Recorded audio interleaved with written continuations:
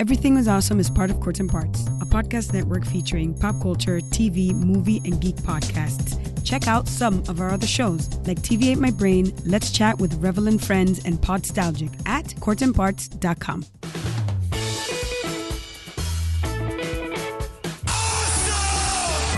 Awesome. Just tell people they're awesome and mean it. Awesome. Did you have an awesome time? Did you drink awesome shooters and listen to awesome music and then just sit around and soak up each other's awesomeness? Awesome. That was awesome. You guys are awesome. No, You're awesome. You are awesome. sir, you are awesome. Seriously. Awesome. Everything is awesome. Welcome to this week's edition of Everything is Awesome. I am your host, Kev, and this is the show where we sit down and talk to awesome people about awesome things. This week, we're taking a little bit of a deviation.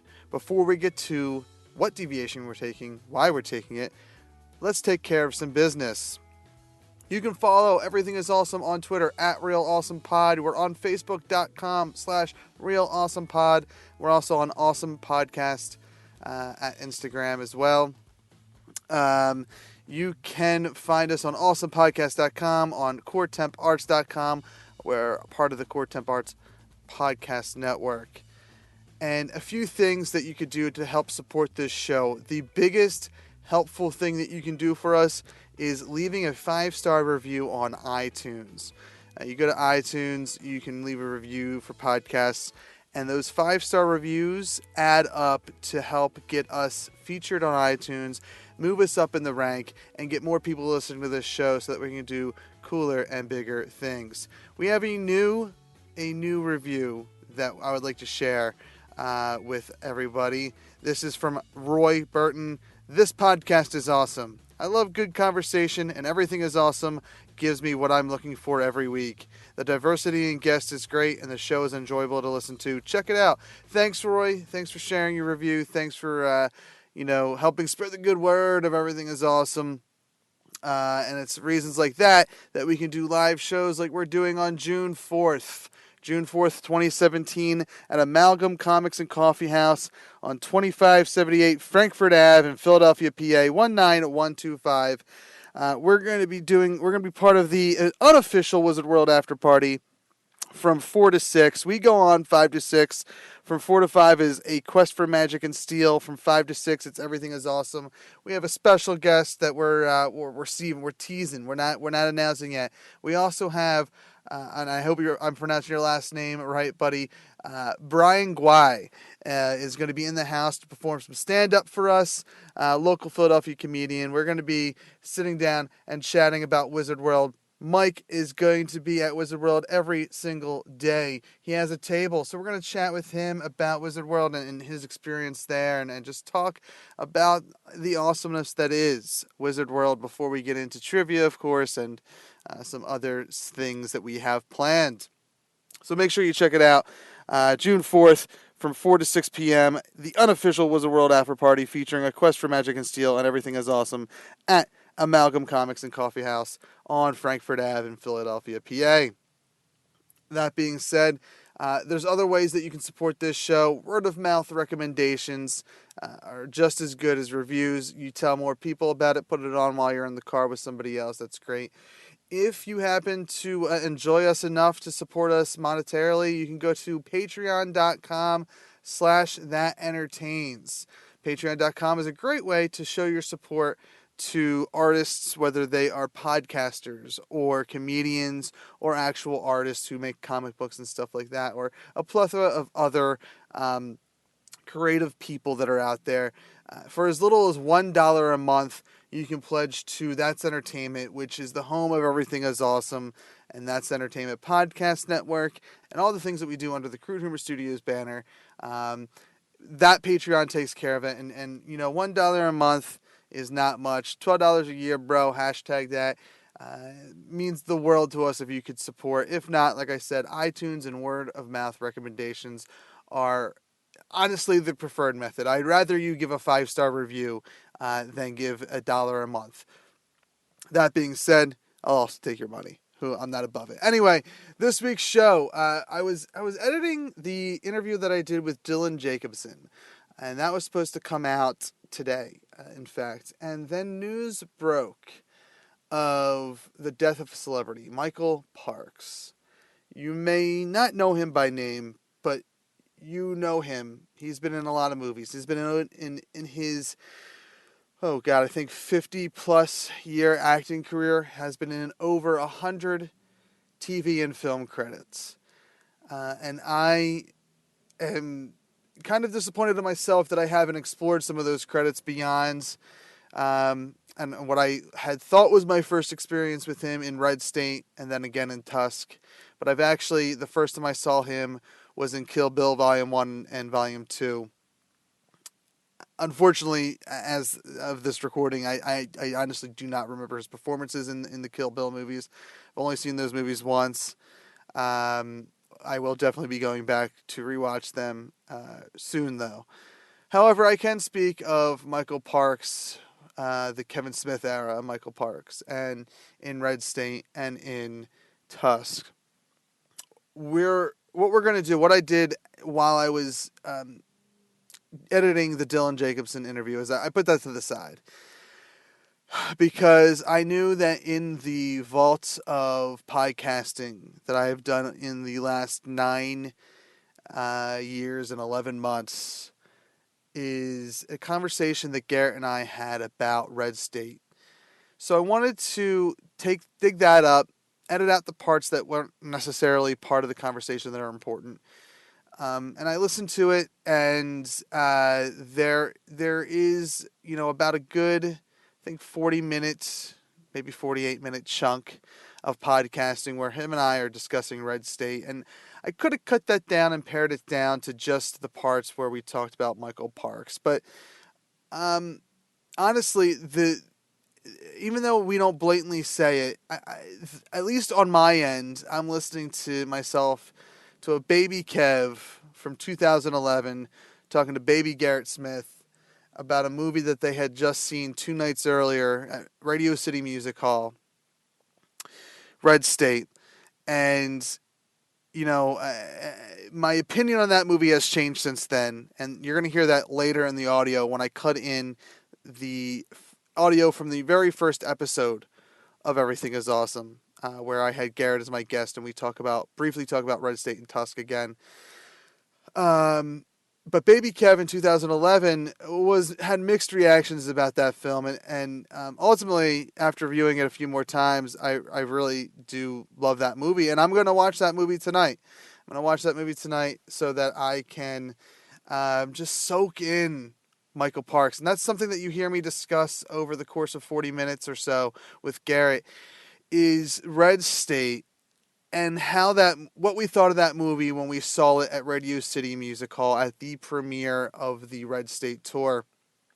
And I think what we get out of that conversation, or what I get out of that conversation, at least listening to myself, is that the reason I love that movie so much is because of Michael Parks.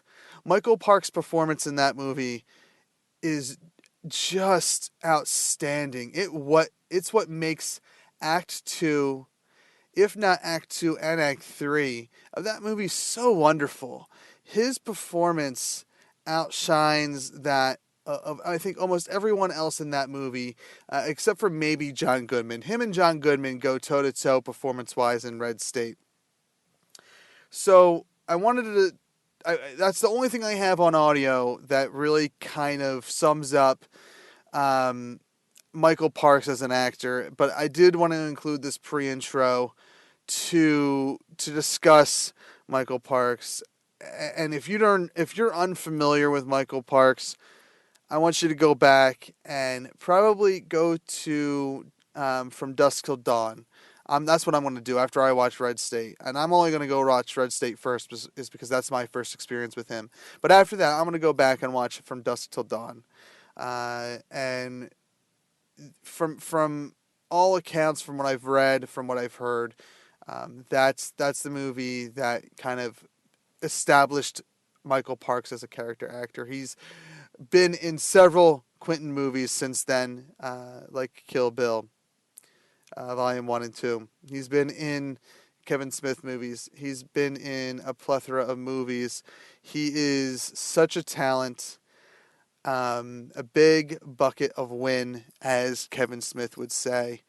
I unfortunately, I wish that Garrett and I had time to sit down and record something in a hurry, because Garrett is the guy I do want to sit down and talk about. So I have a feeling that that down the road, whether it be this year or whether it be the anniversary of Michael Park's death, something I like to do with some celebrities that really kind of touch me in some way. Robin Williams, we did it last year. We'll be doing it again this year. Carrie Fisher, we'll be doing it in December for her, and I can see doing it for Michael Parks next May. Maybe that's when Garrett and I will sit down and discuss Michael Parks. But Michael Parks is just, you need to soak him in. And to honor Michael Parks in this unofficial, in memoriam special for him, I wanted to go back to about 6 years ago, almost 6.5 years ago, I guess, to a conversation I had with Garrett Smith on a little podcast that we had at the time called SMonday Pod. Yeah, it's dopey. That would eventually morph into Academic Nerds. Not so dopey. It's a podcast I actually miss. I wish that Garrett and I could do it on a regular basis. However, I want to take you back to about 6.5 years ago, when we sat down and discussed our thoughts on the movie Red State. And I think really to a maybe a lesser degree our thoughts on Michael Parks in that movie, because really he's the driving force of that movie. He is, I think at least now in a world without Michael Parks, when I think Red State, I'm gonna think Michael Parks. And we will have a sit down probably before the anniversary of Michael Parks' death to discuss Tusk, because that's something that Garrett and I have never really sat down and discussed. So it's something that I would like to do, because he was, we're talking a lot of Michael Parks' love in Red State, but there's a lot of love for Michael Parks in Tusk. He is just such an actor. And if you haven't seen Red State or Tusk, go out and watch him. I love Red State. It's a movie that after a couple of viewings, it's a movie that I really like.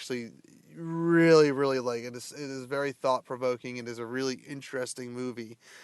And same thing with Tusk. To this day, I still don't know. Tusk is one that I'm not sure how I feel about it as a movie, but it is interesting. It is an interesting movie, and it makes you think. And again, you watch that movie for nothing else but Michael Parks' performance. With that, I've gone on and on. So and I'm gonna kick it old school. We're gonna go from here to the intro for SMonday Pod. And then I'm out. Present day Kev is out, but you're going to hear a conversation that I had with Garrett in 2011 about Red State. And then we're going to cut to about a 3-minute conversation that Garrett and I had in 2015 that was about Red State and Tusk. And it was very, very brief, but we're going to cut to it. And that ended up airing in 2016 for the very first episode of Everything is Awesome. So this one's for you, Michael Parks. May you rest in peace. You were a huge bucket, a huge cauldron, as Kevin would say. A whole cauldron of win. Such a phenomenal actor. You will be missed, my friend. And you were like, we're in for some shit. Oh, yeah. Shut up, it's on. 37. My girlfriend sucked 37 dicks. In a row? Wow. Look at these morose motherfuckers right here. I'll be damned if I'm gonna let some self-righteous lucky turd come in here and treat me and Dante like we're a couple of fucking porch monkeys. Take your hand, you stick it in your ass like this. You've been walking all day and you're also nervous, so no doubt you'll be sweaty as hell. I fear God. You better believe I fear God. Nooch to the nooch. So let's, I guess, get into Red State. Totally, man. I mean, what did you think? Okay. I think I'm going to see it again in October, because I think I went into that movie expecting more, if that makes sense. Okay. Yeah. I didn't hate the movie. I thought it was very, very well done. Definitely, I think the best movie he's directed as far as camera work and the actual direction of the flick. Uh-huh. I was disappointed in the movie itself. Okay. Not saying that I didn't like it. Right. I thought it was really good, and I enjoyed it. But I wouldn't right now today. I couldn't say it's his best movie he's done, like he has said it is. Right. Yeah, that was my friend that I went with, Kelly. That was like the first thing she asked me. She was like, where would you rank that movie amongst his other movies? And I don't know how to answer that question because it's so wholly different from everything else that he's done. Like I don't have a legitimate answer for where I would place that in the rankings of his work. Like I just don't know how to even compare it to anything else he's done. Like honestly, and a lot of people give Cop Out shit, and we've discussed how we both kind of enjoyed Cop Out. I honestly, I can say right now, without seeing Red State a second time and not being as much of a critic as a fan, I actually enjoyed Cop Out more. Oh, okay, that's interesting. I would definitely not agree with that, but that's interesting. But I also am a huge fan of those buddy cop movies, and right. So I mean that was geared more towards me than maybe other people. Absolutely, yeah. But like based off now the trailer, and this is the one thing I don't, that kind of gets me is that like Kevin Smith at Sundance goes, he makes a joke about how studios have lied to him with trailers. Right. And so fuck them. The trailer made that movie look so much better than what I saw on Saturday night. Interesting. And again, I think this has a lot to do with him pimping it as much as he has on his podcast network. Mm-hmm. And him saying that it's the best thing he's ever done during the Red State Q&As and whatnot. And, yeah, absolutely. And then also, I guess, the anticipation of the last 3 years waiting for this movie. And again, seeing the trailer, I saw it and it looked like it was going to be the best Kevin Smith movie he's ever done. Right. Like I said, it was a disappointment, but not in a bad way necessarily. Just like I said, it just didn't live up to the expectations you had set for it. Yeah, and that might not be. It's not Kevin's fault or anyone's fault but my own, because I do that a lot. There's a lot of movies I'll say that looks fantastic. This will be a really, really good movie, and I set a standard so high that it's hard to actually live up to that. Yeah, you hype yourself up for it. I get that. And that's why I definitely will go see Red State again, whether it's through a tour that comes through Philly. I won't go to another state or city for it. Right. But if it's in Philly or the Philly area, if he tours it again, I'll definitely go see it if the ticket prices aren't too expensive. Yeah, me too. But definitely when it opens nationwide, or at least hopefully limited release, October 19th, I'm definitely going again on October 19th. No question. Yeah, I need to see it a second time, if not for any reason but to see it with fresh eyes again. Yeah, reassess it. I often find that when I set like a bar for a movie, I do get really disappointed by it, and then when I see it again, I appreciate it like 100 times more because my expectations are no longer so high. Like I sort of know what movie I'm going to watch, and when I sit down to watch it again, I'm like, but I didn't realize when I watched it that first time that this, and this were going on. Yes. Because I was so focused on sort of how it wasn't going in the directions I thought it was going to go. I totally agree. I guess before I guess we want to get into some specifics of Red State, but before we do, what was your initial reaction? I guess. It's hard to explain. Like I actually loved the movie. I thought it was really, really great. I thought it was extremely thought-provoking.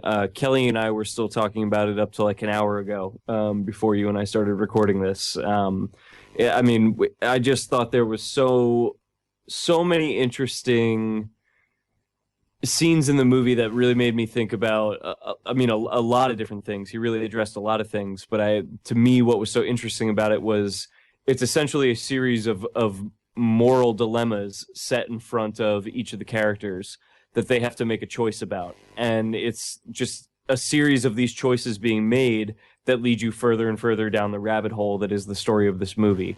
And as I was watching it, because of that, because there's so much new information being revealed to you every few minutes and new characters being introduced and then some of them being taken out and all that kind of stuff, I was having trouble as I was watching it, like actually assessing how I felt about it. I was just sort of like along for the ride, not knowing how to sort of interpret and take everything that was being put in front of me.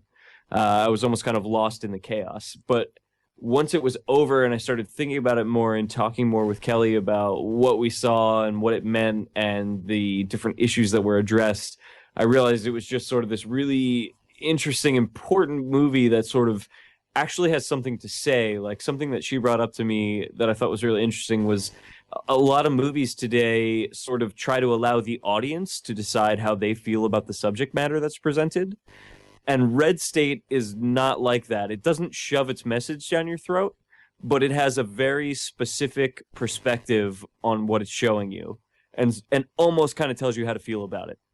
And I thought that was really interesting. I don't think there are a lot of movies like that today where it has a very specific, interesting perspective on an issue. Yeah, I agree. And yeah, the whole movie, like I said, the whole movie was good to me. Right. I can't walk away from that movie saying I was disappointed because I can, but I can't say that I wasn't satisfied. Right. With at least the night in general. The biggest thing for me, and I guess to start getting into a little bit of details of the movie, so anyone that hasn't seen Red State yet, I'm going to try not to give away too many spoilers.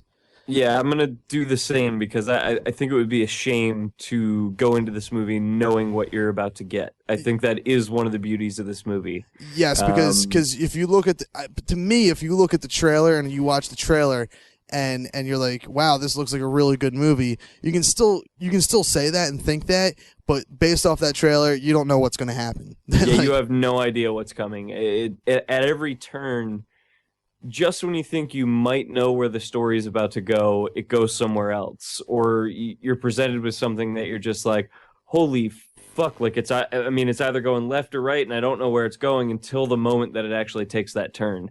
And I thought that was brilliant. It sort of kept me on the edge of my seat and kept me really interested in what was happening. Yeah, and I have to say, I would say there was a clear-cut point, which I'll get to in a second, that where the movie kind of... that's where it went, I guess, for lack of a better term, south for me. Okay. But I'm going to preamble this with the what I said on the citation needed that will be posted sometime tomorrow or Tuesday or something. Regardless of how I felt about the movie, I would, if I knew what the movie was going to be on Saturday morning, when I bought the tickets, I still would have ended up going because regardless, it was a good enough movie for me to spend $68 on. And we discussed this last week. This is a model that I want to see work. Yeah, absolutely. I mean, it's so worth supporting. There needs to be a big example of crowdfunding like this. Yeah, and so I still say that if you have any interest in Red State and you haven't, and it's coming through your town and you have disposable income, even if you buy nosebleed seats, there's depending on the size of the theater, you may get an upgrade for free, especially if you do that whole texting giveaway thing. Yeah. So if you have the disposable income, buy tickets for it. I guess all the go see this movie and yes. see it especially now. It's so worth supporting, and I mean, it sounds like even regardless of how positively or negatively you feel about it, you agree with me that this is a movie that is absolutely worth seeing. Yes. I think that I don't think that there will be another movie like this year in theaters. It is a very, very unique movie. It is, and it is thought-provoking, like you said earlier today. It really is. And again, I mean, overall, the overall movie to me was positive. Yes. There was just negative parts that I will probably reevaluate when I watch it a second time. Yeah, absolutely. Now, I guess we'll break down the movie and go to coopersdell.com to find out if it's going to be in your town. And like we said, go see it now because it will help support this new method that Kevin Smith is trying to put out there. Absolutely. So, but I guess we'll kind of break down the movie into the 3 acts, kind of like Kev has done in his podcasts. Mm-hmm. Yeah. Sex, religion, and politics. Yes. I would say. Yes. are the acts it takes. Exactly. And so the first act, which is the nice thing about the acts is it is a movie that flows very well with time.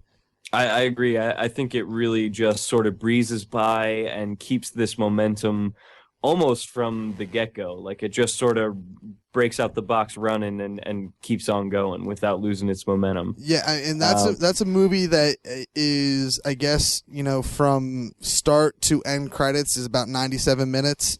Yeah, it was pretty quick. And and I guess from picture to picture, it's I think Kev said it's about 86, 87, somewhere in that area. Yeah. Before the credits start. So, and it's not one of these movies that are, short, or even if it's a long movie, it's not one of the movies that feel long, where it kind of, it's just didn't a slow. feel long to me. Oh man, No. It fucking went by so fast. I wasn't sure what the hell I was seeing at some point. Yeah, I mean, and the camera work throughout the whole thing was really. I mean, I guess it's been they pull from what the original, Let the Good One In or whatever. Let the Right One In. He talked about that. And what else did he talk about? That movie where there's the teacher and basketball coach is a crack addict with Ryan Gosling. What the fuck is that called? Half Nelson. Yes. Yeah, it's a very like frenetic, intense sort of like really kinetic camera work. The camera is always moving. Yeah, it was, and the nice thing is it's even, except for lack of a better term, action scenes, and I don't even want to say action, running scenes, if you will. Right.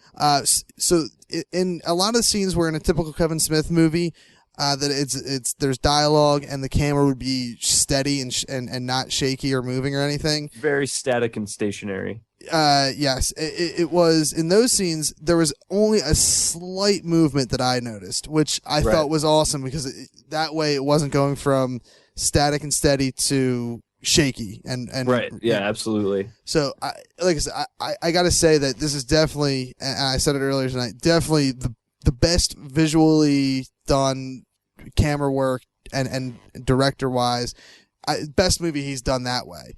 Absolutely. Dave Klein fucking killed it on this movie. Yes, 100%. It really is a beautiful looking movie. Like the color palette is completely different from anything he's ever used before. It's very muted.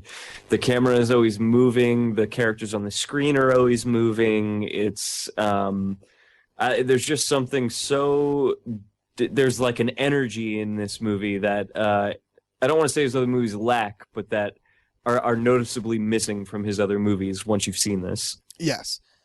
So let's go back to the acts now. Yeah, absolutely. Yeah. So Act 1, I'd say, is maybe 20 minutes ish. Yeah, probably. Yeah. Of the movie, and that's your almost your typical Kevin Smith movie in the sense that it's dialogue and sex driven. Yeah, absolutely. Yeah. But I loved that it was a Kevin Smith movie in the sense that it's young people talking about pussy, talking about it in a very vulgar way, the way young people are wont to do. But there was this sort of foreboding nature to that whole opening act. As funny as it was at times and as Kevin Smithy as it might have been at times, to me there was something that was foreboding about the whole thing. Something seemed like it was going to go wrong regardless. Yeah, I mean, it's still not. It's not your typical Kevin Smith, young kids pussy talk, you know. Right. But that all done very well. I didn't have a problem at all with the first act. Right. And I don't know where he made his cuts at. Mm-hmm. I know a lot of it was during, I think, the Michael Parks monologue. Yeah, I think your introduction to Michael Parks is where you lose probably 5 minutes of the 9 minutes that he said he cut. Yeah, so, I mean, I save for the fact that the first act is, you know, the closest to Kevin Smith in this movie you're going to see. Save for maybe a part of the end, possibly. Yeah, I would totally agree with that. I think the ending is very Kevin Smith, but leaning towards the best of his work as far as that goes. Yeah, so I mean, I really don't have much to say about the first act because I mean, basically, and this isn't really unless you haven't listened to Kevin Smith podcast. You're not giving away much here. It's the three kids make basically a Craigslist date or whatever the website they used was to go have the three of them to have sex with an older lady. Yep.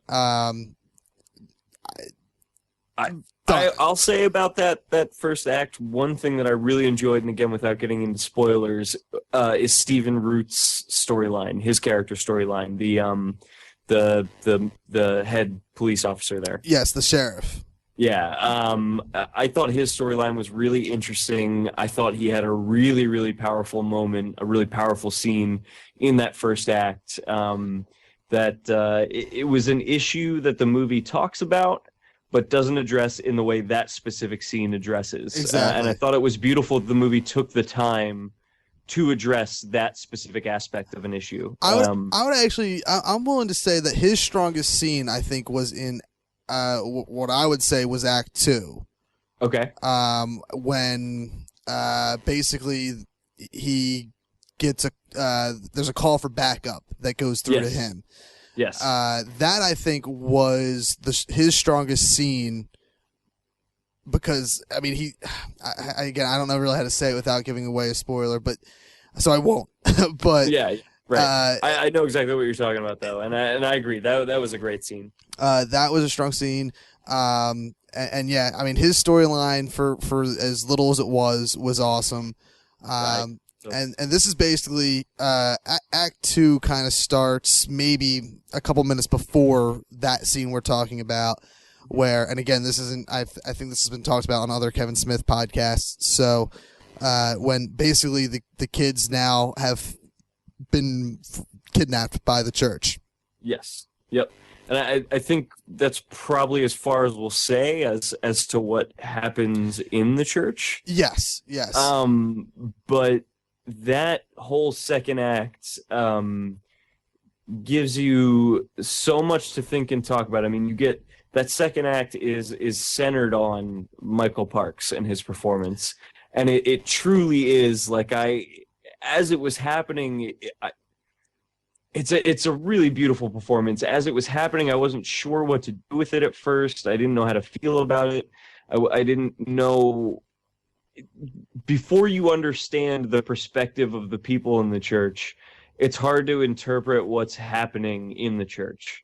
But one of the beautiful things Kevin does in the movie is he never makes you sympathize with anybody, but he certainly makes you understand why they make the decisions they make. Yes. Every character in the movie makes very human decisions, regardless of how inhumane they might be. Yes. And I think that whole second act is centered on Parks' performance as this man who you there's no possible way to sympathize with him, but you totally follow everything he's saying, and where from his perspective there is a logic to it, which makes it all the more frightening. Exactly, and I'm glad, and this isn't giving anything away because he's talked about it too, but I'm glad that the initial idea for one of the characters that is caught by this church, for lack of a better term, yes. Was the ram's head. Yes, I really like the change here. Yeah, the change there is it makes it 100% realistic. Like that could happen in some small hick town. That's where that would happen. That's the resources they have. It is so much more real and visceral what he goes for there than, having put a ram's head on somebody. Yes. And when you take into consideration what he said about his original ending in the Q&A, yes. I can see where this could have been a very different movie, a very different kind of horror movie than it actually is now. And the ram's head might have fit into that horror movie that it could have been. If that makes any sense. No, 100%. And we'll put a little post-it note on the original ending because that's kind of. I believe I have video of Kevin answering that question. I haven't quite looked at it yet. If the sound quality is good, though, I'll actually have that answer up. I definitely have audio of it that should be pretty clean.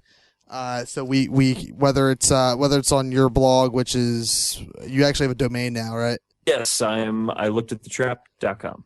So whether it's on there or it's this Monday blog page is still getting built for the hhwst.net page. Mm-hmm. So it will be on one of those two sites sometime this week, because if yours isn't clear and crisp, I should be able to get you clear and crisp audio. Sweet. But yeah, we'll put a post-it note on that part. Not necessarily the Q&A, but when we get to Act 3, we'll put a post-it there. Totally. Now, Act 2 is where you're introduced to the Cooper family. Yes, yeah. I really dug Ralph Garman's performance, even though it was, a silent character. Silent performance, dude. I totally agree. I was really impressed with him. I've seen video on that AOL late night thing of him doing Hollywood Babylon with Kevin, and he's kind of, and I don't mean this in an insulting way, but he's like kind of a goofy looking guy. He's always got this like big grin slapped across his face. I agree. Yeah. And there's something, his hair is like always sort of perfectly in a shape, and I don't know. There's something about him that I just couldn't see him as the character that was being described in all of the Q&As. And then I saw the movie, and he works like a fucking, he's Aben's bulldog, kind of. If that makes any sense. Yeah. Oh, that's a perfect description for that. And he pulls it off so well. Like I couldn't believe it. He was so good. Oh, definitely. And honestly, what I was most shocked about is that until the very last time you see Jen in the movie. Yes, I didn't know who Jen was. And it's nothing that I think Kevin did. It's just more so how Jen has changed over the years. Yes, I thought I recognized her at one point. I'm like, I don't even know where Jen is in this movie. Right. And you are introduced to her in Act 2. Yes. And I didn't really notice until thinking about it now is that the cast of this movie was so small. The only time you really have a huge cast of extras is in Act 1 where they're doing like the WBC style picketing. Right, the protests. Yes. Yeah, I would agree. I mean, it's a small cast, but at the same time, it's a small cast with a shitload of characters, if you think about it. Oh yeah, because although almost the cast of them is small, almost everybody is somehow like a central main character to the story and gets their own just desserts. Yes, exactly. And it's shocking how Act 2 is basically where it starts to we know now who the main character. Oh shit, no, we don't, and it keeps taking turns left and right, and throwing you for a loop. One of the beautiful things about the movie is it is continuously introducing you to a new character that you think is finally going to be your hero. You think in the beginning with the three teenagers that one of them may be the hero, and then it moves on from there, and you think you may have found your new hero in another character or two. It moves on from there, and you think you may have found your new hero in another character or two, and all of them end up in the midst of a moral quandary that they end up making what I think most of us would consider the immoral decision, but the decision that makes sense to that character nonetheless. Yes. And so you're constantly confronted with like, oh my God, finally, like you just sort of let the air out. Like finally, the guy that's going to come in and fucking make this shit work right and work out the way it needs to so that this can be a movie that satisfies me. Here he is. He's finally here. And then 10 minutes later that he's either no longer in the movie or the decision he makes takes away any ability he would have to be your hero.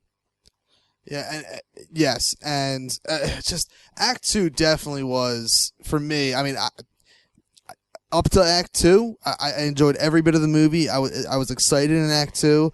I mean, definitely again. There was parts of Act 2 that obviously you attribute to my opinion of I was expecting more, but still, Act 2 was amazing. It was probably, I guess, my favorite part of the flick. Okay. And especially because this is when you're introduced to John Goodman. Yes.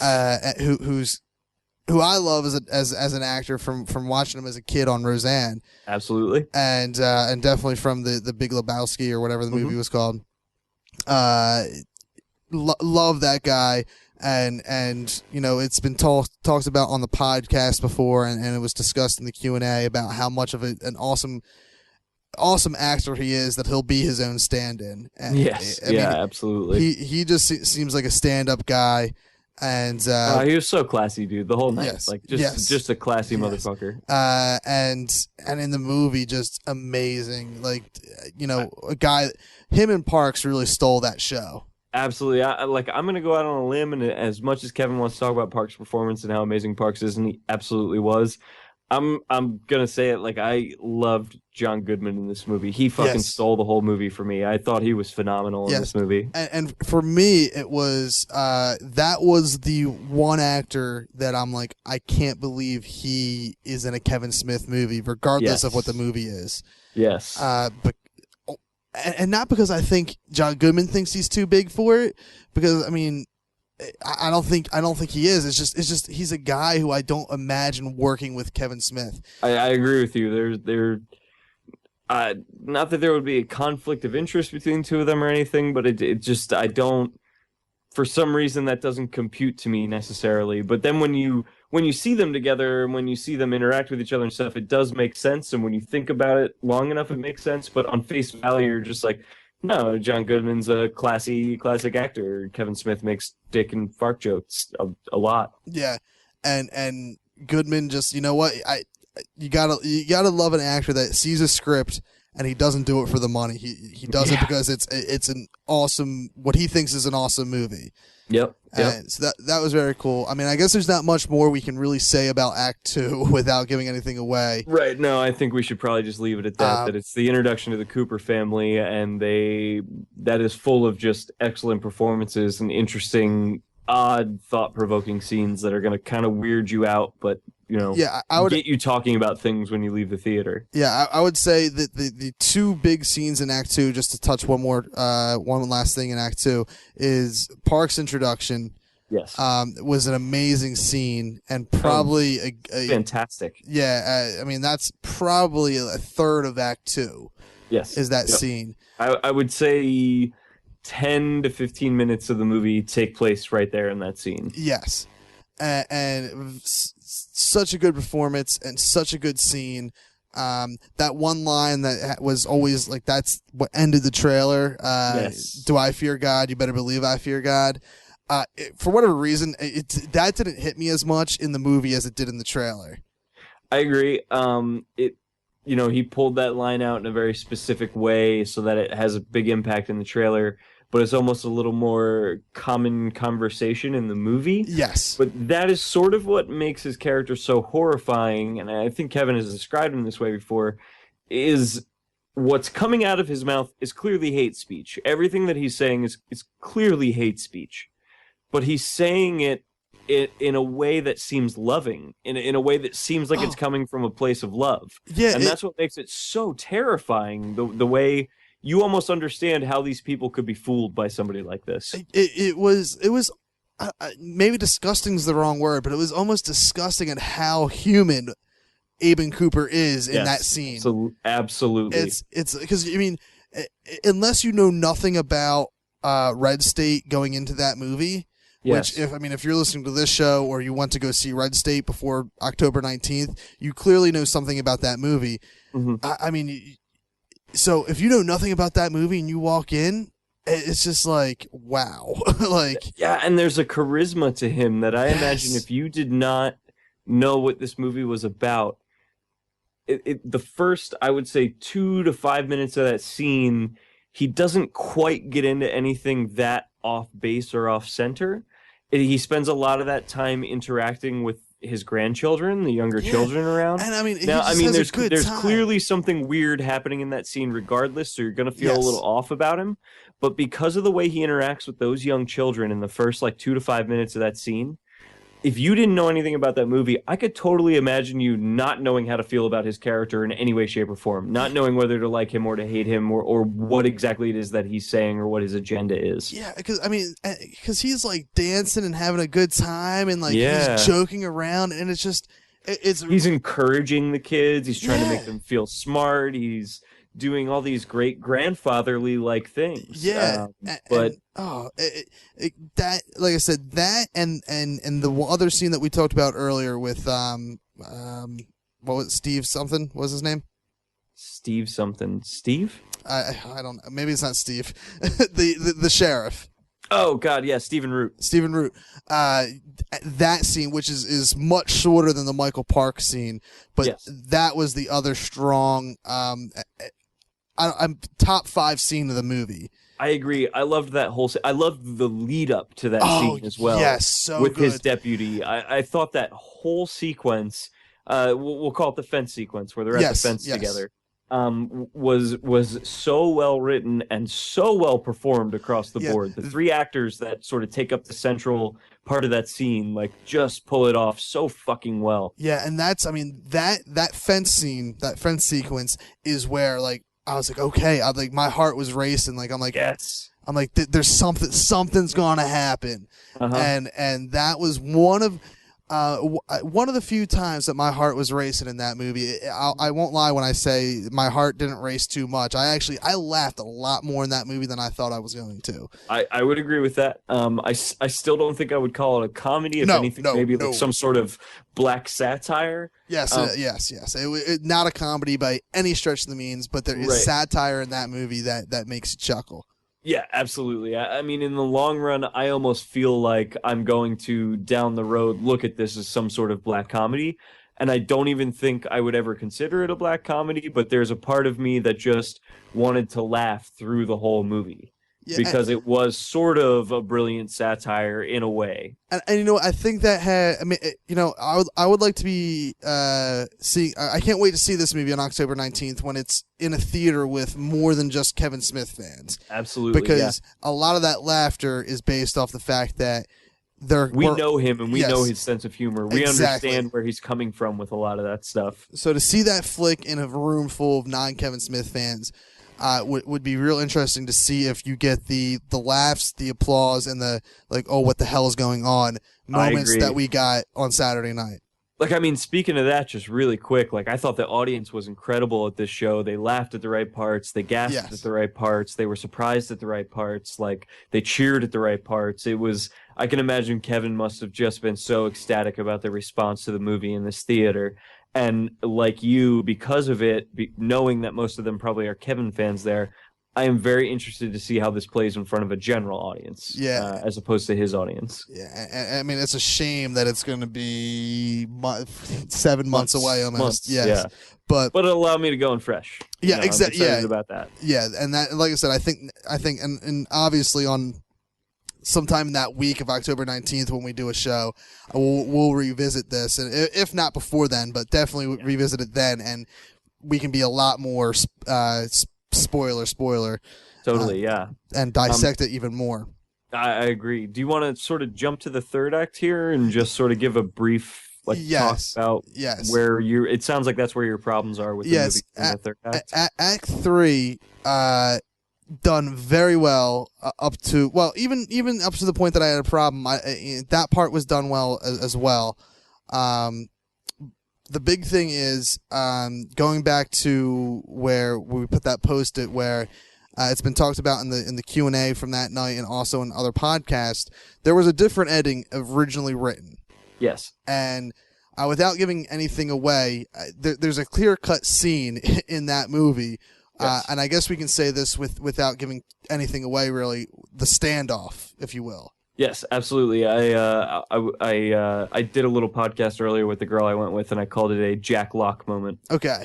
Yes, you know what? It was exactly a Jack Locke moment. Yes. That perfect terminology for it. But you could tell from basically when it goes from the standoff, the Jack Locke moment, to the very next scene, which kind of brings it back to the Kevin Smith world. Yes. For lack of a better term, that almost seemed like a cop-out to me. Okay. He wanted it, that was all set up for his original ending. Yes, absolutely. And it just seemed like, you know what? We don't have the money for it, which I understand. You don't have the money to do that original ending, to take it out, I guess, out of the realm of real. Yes.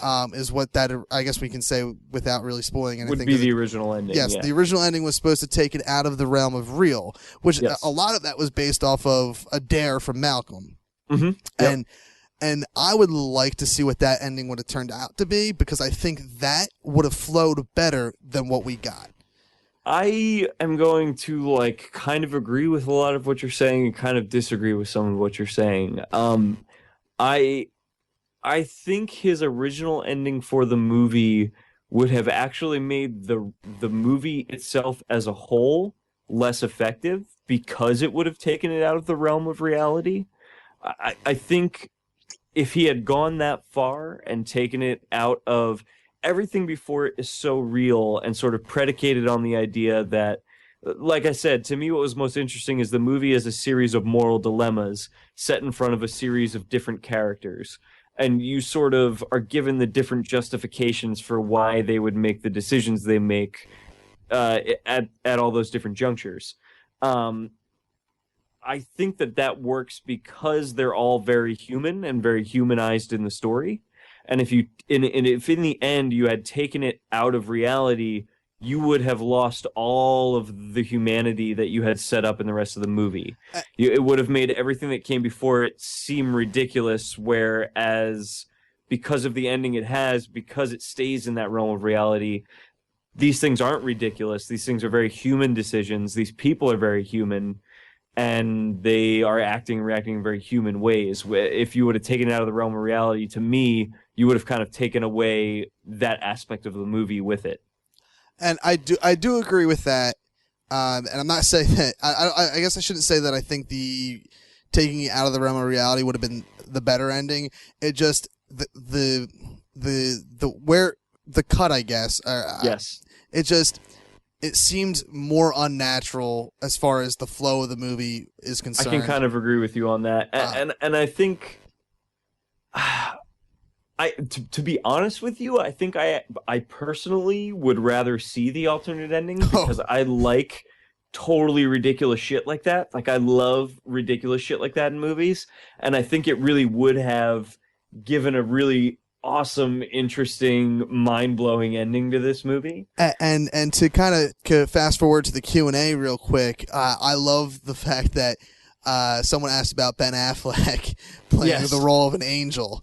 Yes, absolutely. And that Kev said he probably would have done it, and to kind of connect it to Dogma in a way. Yes. And I think that would have been, as a fanboy, awesome. Totally. But again, I'm going to go on the other side of that and just say I'm glad that there was no fan service in this movie. Had he put any kind of fan service in at the end, again, I feel like it would just deflate all of the interesting arguments he sets up within the movie before it. Yeah. And I just think there could have been maybe a better way to transition from the John Locke moment to where it went, or maybe I can totally agree with that, and I even think the explanation for what happens in that scene is a little bit. It's not ridiculous or anything, but I think that whole ending scene could have worked. For me, it did work. Let me say, first of all, for me, that whole ending sequence totally works. I love everything about it. I thought it would, because it had me believing that what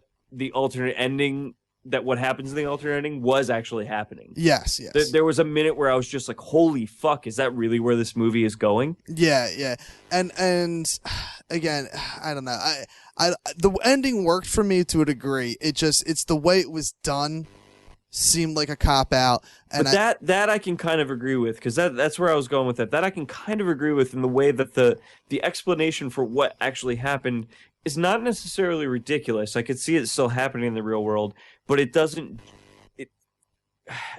justify what it is that happens well enough, I don't think. Yeah, because what it is that happens could be totally justified even with the ending that it has. Yes. But not with the story he came up with. That story seemed a little bit weak for me for how strong the event is that it's describing. Yeah, and it's just, I didn't even notice that explanation being a cop-out as well as what I'm calling a cop-out. But, right, and I understand where you're coming from on that, I think. But yeah, that really is and we're talking maybe the last 5 to 10 minutes of the movie. If yeah, that. it's the very end. Yeah, and again, done well. I enjoyed it, and it makes sense. It's just seemed weak to me. Well, and you know, the other reason I'm okay with it, even though in my mind the explanation for it is a little weak, is it allows for John Goodman to have this really, really great line at the end that I don't want to spoil, but the line that he has about that when they kind of say, well, do you think that happened because of this?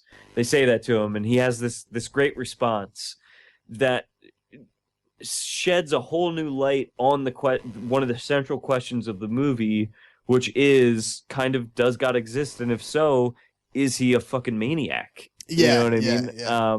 And I thought the line that he had that is sort of related to that, but sort of about that, it was so worth that ending. Like the ending was worth it to give him that line and put that different perspective on what was happening in the movie. You're gonna have to tell me what the line is when we're done recording because I can't. I can do that. But so overall, like I said, I enjoyed the movie. It was just walking in there, I thought something else and got something else. So it was a little bit of a disappointment. But as you said earlier, this just means when I go into it again, I kind of know what I'm expecting. So now I can watch it with fresh new eyes. Yeah, totally, and just sort of take in the details and you know, see where the story goes in a logical way, since you know where it's going. Yeah, and so I'm very excited for it. And as you know, we both kind of said earlier, is if you are a Kevin Smith fan and you have any interest in seeing this movie and you have the disposable income and it's coming to your town on this tour, go see it now, because not only are you going to, you know, even if you're not satisfied with the movie, you will be satisfied with the Q&A afterwards, because it was phenomenal. I went on record as saying that was better than the movie for me. Yeah, even though a lot of the answers that to questions I heard, or a lot of the content I heard in that Q&A is stuff I've heard on various podcasts. Yes. That was still more enjoyable to me, only because I was kind of let down by that cop-out moment. Right. And I, you know what, I was excited to see Kevin Smith live as far as a Q&A, because I've never seen it before, so it was my first time seeing him talk. It was my second time, I think. Yeah. So that was exciting for me. So even if you're gonna be disappointed by this movie, which you may be disappointed, but probably in the way that I am, where you're still walking away happy. Yes. You'll also have that Q&A to follow, and even if you're in a town where it's just Kevin Smith, honestly, it's probably going to be. Well, I mean, he pretty much just answered questions in New York too, so. Yeah, he did. I was a little disappointed in that people didn't send more questions to the way the cast. Yeah. Especially considering, I mean, so we saw Stephen Root was there, John Goodman was there, recent Academy Award winner Melissa Leo was there, a couple of the younger cast members were there, like Michael Aragano, what's her name? Bichet? Carrie Bichet? Carrie Bichet, yeah. What's the tall kid's name? Nicholas Braun. Yes. Betty Adler was there. Yeah, Jen was there. Which I don't know if we should count her as an actress, but. I mean, I actually thought she was pretty good in the movie. She was sort of a silent character, but really played her part really well. I think she had maybe one quiet line. It's a filmmaker I enjoy too, or an actor I enjoy. I will always find the positive. Always. For Tusk, even oh man, that movie is. I had so much trouble recommending that to people. I was like, listen, it is so weird. It's so weird. And I thought it was great. I really liked it. I still don't know if I like it or. That was what I used to say. I used to say, I have no idea if I liked that movie, but I know it was weird as shit, and I enjoyed that about it. I mean, I watched but it. I think in retrospect, I do kind of like that movie. I need to go buy it still, because I've only watched it. I only saw it in theaters. I didn't even see it in theaters. Yeah.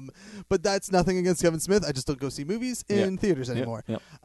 But I acquired it, and I do want to buy it because I'm a huge Kevin Smith supporter. Yeah. Even with movies that might be a little silly, like Red State. I like Red State a lot. And now I don't remember what our opinions were when we first saw it. I remember I loved it. Because I loved it up until a certain point. Yeah. Now, each time I've watched it at least twice, maybe I've seen three it times, 2 or 3 times since then, and I do officially like it now. But it took me, I think because he built it up. He built it up so much, and then it got to a point where it goes from the horns blaring, spoiler alert, to it's 3 years old if you haven't seen it. More than 3. It's got a very Coen Brothers like ending. But it ends on for me it ends like a Kevin Smith movie talking. Like it's just a talking dialogue driven movie. Yeah.